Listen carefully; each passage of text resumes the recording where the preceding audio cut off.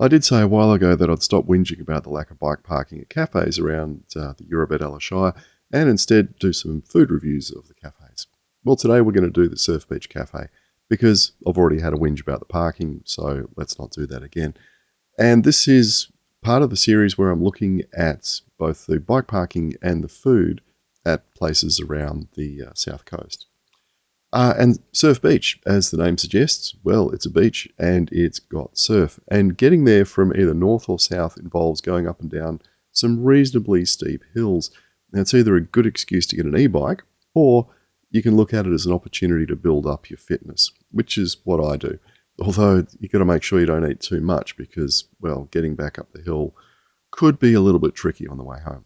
But like I said, there's absolutely zero bike parking at this location.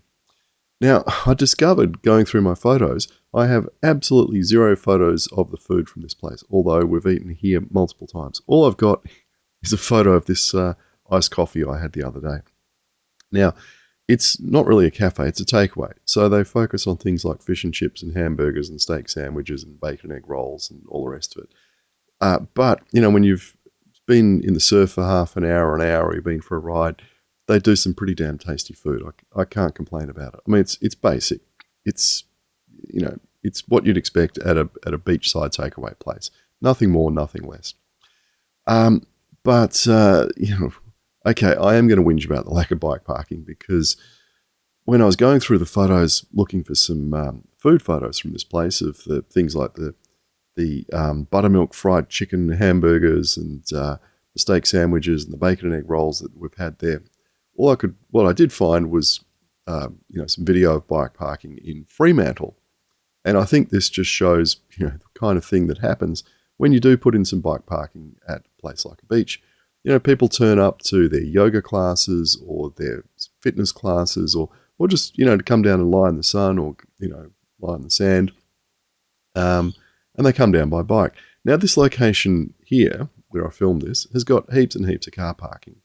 And, the car park's usually full. But it's also got stacks of bike parking, and it's got bike parking in multiple locations. They must have bike parking in 5 or 6 locations just in this little section of beach. And, it shows that, well, they need more bike parking because people are leaning their bikes up against the trees.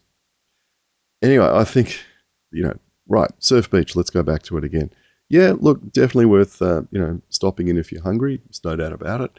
But like all these places, I wish they'd stick in a bit of bike parking.